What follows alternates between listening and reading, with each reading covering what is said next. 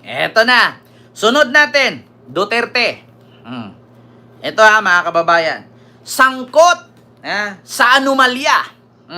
Ano ba yung natin dyan? Title, kita nyo naman sa mga nagtatanong, Kent, yung title mo, totoo ba yan? Sangkot si Digong, pinsan ni Digong, top 2 contractor. Duterte sangkot sa anomalya ng flood control. Totoo yan! Eto na. Mga kababayan, gusto kong ipakita sa inyo na hindi clickbait yan. Mahirap magbitaw ng salita na walang proof. Eto na, mga kababayan. Ito.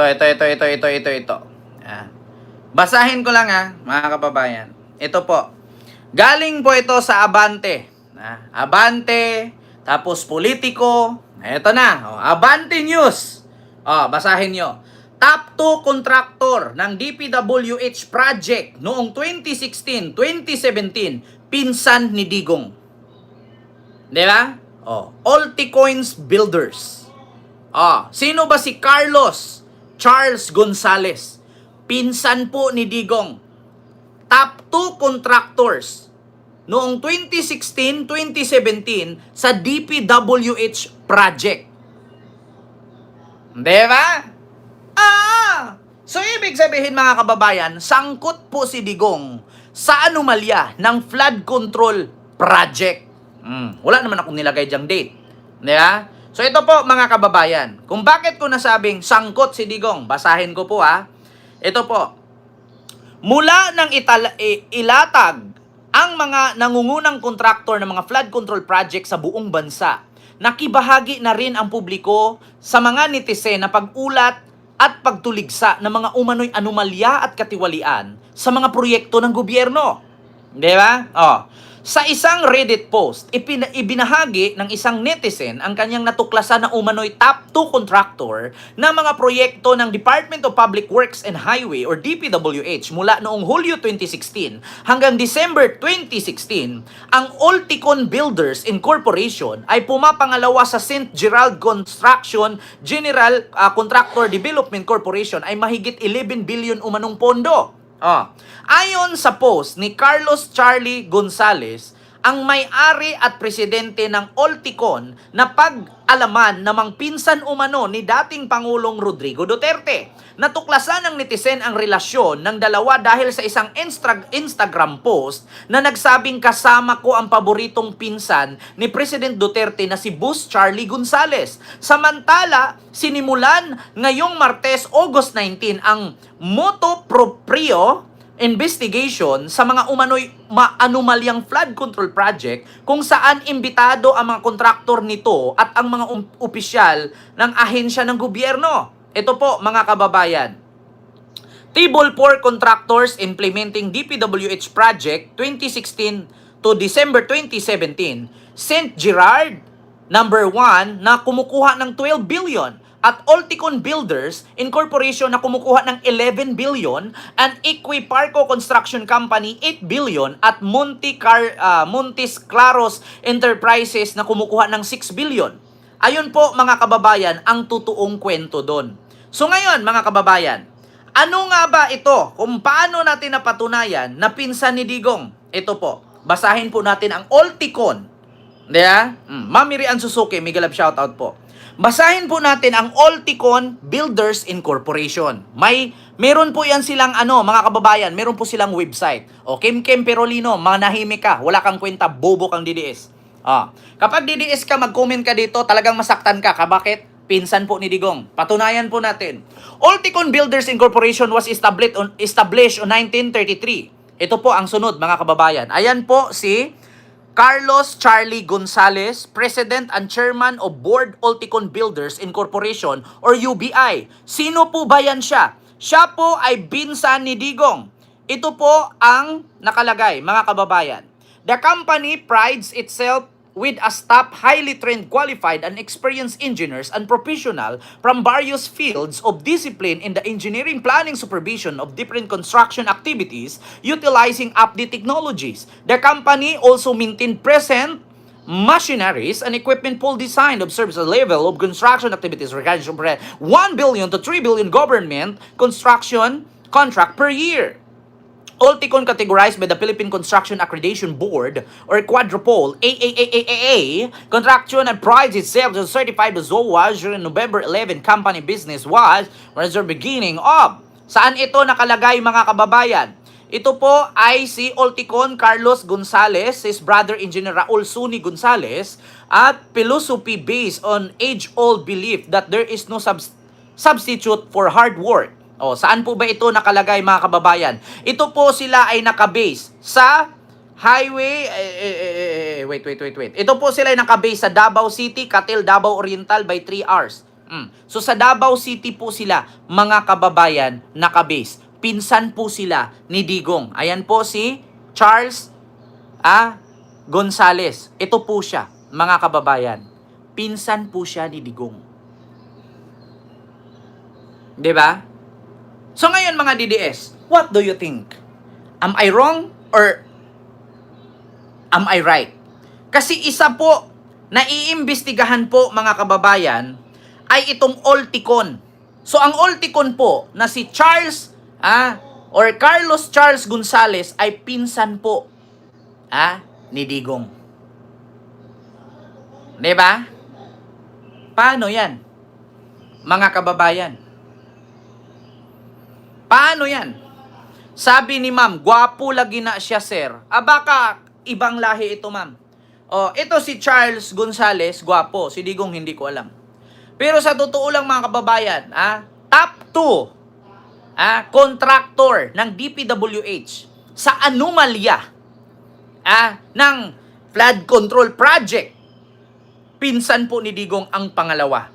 So ngayon mga kababayan, paano po nangyari na nakakuha ng project ang pinsan ni Digong?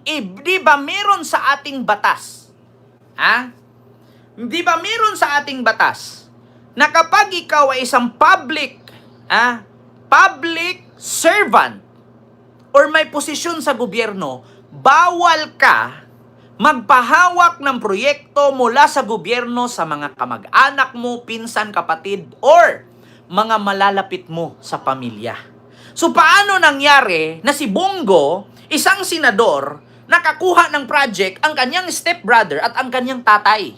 At paano nangyari si Digong, isang presidente, nakakuha ng project ang kanyang pinsan na siya ay president? Ibawal po yun sa saligang batas sa Philippine Constitution. Sino po mga abogado dyan? Paki-comment kung mali ako. Paki-comment kung mali ako. Mga kababayan, sino po ang abogado dyan? Kamaong Pinoy, Miguel Love shoutout. Ito na naman si KB Station. Huwag ka na mag-react dyan, KB Station. Bakit? DDS ka, hindi ka mananalo sa akin. Bobo ka, tanga ka. So ngayon mga kababayan, hindi po clickbait ang ating title. Dawit po si Digong dyan. Kahit nakakulong siya doon, maaari pa rin siyang kasuhan. Maaari siyang kasuhan kahit nakakulong siya sa ICC. Sabi ko nga sa inyo mga kababayan, hindi na nga makauwi, tinusta pa ng tinusta sa Pilipinas. Di ba? Conflict of interest po yan. Si Digong, tandaan ninyo, kahit nakakulong na doon, tinusta pa rin ang tinusta sa Pilipinas. Anong sabi? Sino yon? Ni Eden Santos ng Net25. Mga kababayan, nung itinanong niya si Yussi Claire Castro. Ito, iparinig ko sa inyo mga kababayan. Sinagot ni Yussi Claire Castro ang tanong ni Eden Santos ng Net25. Pakinggan ninyo wait lang. Ito. Para marewa. Flood control projects ay mauuwi lang din sa mga Duterte. Ano po ang reaksyon ng palasyo dito? Ba't naman nila masasabing mauuwi sa mga Duterte? May kinalaman ba mga Duterte sa mga maanumalyang flood control projects? Kung mayroon po, malamang makasuhan din sila. Diba? Thank you po. Itong investigasyon daw po sa anomalya sa flood control projects ay mauuwi lang din sa mga Duterte. Ano po ang reaksyon ng palasyo dito? Ba't naman nila masasabing mauuwi sa mga Duterte? May kinalaman ba mga Duterte sa mga maanumalyang flood control projects? Kung mayroon po, malamang makasuhan din sila. Diba? Thank you po. Sabi ni Eden Santos, baka mauwi lang din daw sa mga Duterte itong flood control anomalous flood control issue. Bakit nasasabi? na mauuwi sa mga Duterte. Kung sakali man, nakasali, ang mga Duterte dito, malamang makasuhan sila. O, ngayon, ito na. Diba? Ito na, mga kababayan. Alam mo sa totoo lang, KBA Station, wag ka nang mag-ano dyan, wag ka nang mag-comment-comment yan, bubo ka talaga. Kahit anong, alam niyo mga DDS, wag na kayo mag-comment dito. Bakit? Kung hindi ko kayo dito ma-block, mamumura ko lang kayo. Tandaan ninyo mga kababayan. Tapos magtatanong pa si KBA Station. Tignan niyo mga kababayan. Magtatanong pa siya. Asaan daw ang aking proof, mga kababayan, na tawag dito, may project si Digong. Ay, Diyos ko, KBA Station. Mag-time out ka muna. Tangina mo. Ito pa si Makoy's TV at iba pa. Wag na kayo mag-promote ng channel dito. Wag na kayong mag-promote ng channel dito kasi kawawa kayo. Tignan yung mga channel niyo, mga garapata kayo. Ang daming DDS magalit dito. Totoo po, pinsan ni Digong na top 2 contractor sa flood control ngayon na iniimbestigahan ni PBBM. Ito pa. Gusto ko klaruhin to mga kababayan. Ito. Pakinggan ninyo si Jinggoy Estrada. Eto na, mga kababayan. Pakinggan nyo si Jinggoy Anong sasabihin ni Jinggoy? Masaktan na naman ang mga DDS dito. Yung mga DDS, actually mga kababayan yung mga DDS, parang mga lata yan. Mga walang karats. Bakit? Pag sinipa mo, tutunog pero walang laman. Kumbaga sa gold yan, hindi mabibili. Bakit? Walang karats. Ganyan yung mga DDS. Mga walang karats. Tandaan niyo parang mga lata. Pag inapakan mo yan, nayuyupi, pag ibenta mo, piso lang ang kilo. Buti nga, may piso pa mga walang karats yan. Tao sila na nakatayo, pero anino lang. Alam nyo yun, yung bumubuga ng apoy, pero transparent yung apoy, usok na lang makikita mo. Ganyan ang mga DDS, mga walang karats. Totoo yan. Sinong DDS dyan na mag-react na may karats siya? Sige nga. Saan ka nakakita ng DDS na may karats? Kahit ibenta mo nga ngayon yan, walang bibili ng mga yan Bakit? Walang karats. Walang kwenta sa madaling salita. Kahit apakan mo yan, DDS pa rin yan. Si Robin nga, kahit sunugin, amoy Duterte Paano nangyari yun? Suot-suot ba niya damit ni Duterte? Ano yun? Hinigop niya lahat ng hininga ni Digong? Para pag sinunog siya, amoy Digong siya? Yung mga DDS, mga walang karats yan. Eto, mga kababayan, pakinggan ninyo. Really ghost projects. Not even before 2022. What do you mean, sir? Can you repeat that? Not even. You believe there are ghost projects even before 2022? I believe so. Okay. So, if that is so, ang DPWH secretary noon, before tumakbo po siya, ay yung kasama niyo po sa Senado, si Senator Mark Villar. Hindi ba? Yes, yes, I know. Diba? Si Jinggoy na mismo nagsabi, meron ng mga ghost project ang DPWH, hindi pa 2022.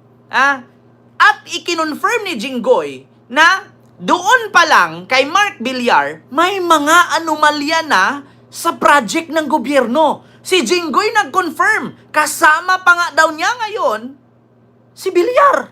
Kita niyo? Yeah. In fact, it's good you point that out, sir. Kasi right now, ang nakikita pa lang natin 2022 to 2025. Pagka pumunta kayo doon sa earlier years, doon po papasok yung time during the Duterte administration, under your colleague, Senator Mark Villar. All right. So, alam mo, Pinky, minsan hindi nalalaman ng sekretaryan no? Yung mga nasa taas Diba? Ang mga gumagawa ng pera, yung mga nasa baba. Yung mga regional director, district engineer, mga hindi na pinapaalam doon sa nakakataas. Diba? Yun ang naging sistema. Kita nyo? Ano yung naging parang gateway para gumanda ang buhay ninyo? nag-DPWH kami. Ayan. Kita mo? Bakit ka bumili ng sasakyan na Rolls Royce? Kasi may payong. Bakit ka bumili ng sasakyan na Bentley? Kasi pwede mong lagyan ng baso, hindi natutumba May lagayan ng wine. Yung bahay namin, merong paging station. Paging station, mga anak ko. 3rd floor, 2nd floor, 4th floor, kakain na. Kita nyo? Mga kababayan, kita nyo? Ngayon sasabihin ko sa inyo, sangkot ba si Digong? 110% po. Tignan nyo, nakakulong na nga doon. Tinusta pa dito, tad-tad pa ng kaso yan. Di ba? Sino pang gusto niyong gawin kong ano dito? Gawin kong resibo? Si Jinggoy, inamin na. Even hindi pa 2022, may anomalya na dyan sa DPWH. Oh, sinabi ni Pinky Whip, kahit si Mark Villar, meron, ikasama mo ngayon? Yes! Oh, sabi ni Jinggoy, ano to? Ramdam na ba ni Jinggoy? Ang sinabi ni PBBM na may mananagot at may makukulong? Ang mga kontraktor ng DPWH, kapag hindi sumipot, ipapaaresto ni Marcos together with the Senate na pirma, Cheese Escudero. Sasabihin nyo na naman ngayon, walang kinalaman si Digong. Top 2 contractor, Olticon Builders, pinsan niya, si Carlos Charles Gonzales, Hindi naman to ibabalita, mga kababayan. Hindi to ibabalita ng Abante. O kahit i-research nyo ngayon, ito i-research natin nang makita ninyo, mga kababayan. Top 2. Ito i-research natin nang lumabas. Ito Duterte. Pinsan. Para lalabas top 2 contractor. Lalabas yan, mga kababayan. Imposible naman hindi lalabas. Duterte, pinsan, ang top 2 contractor. Ayan, tignan nyo. Ayan, mga link, lumalabas. Mga DDS, paki-research din. Hindi yung puro kayo kakakinig dyan sa mga vlogger ng kabila. Mga bobo naman yan.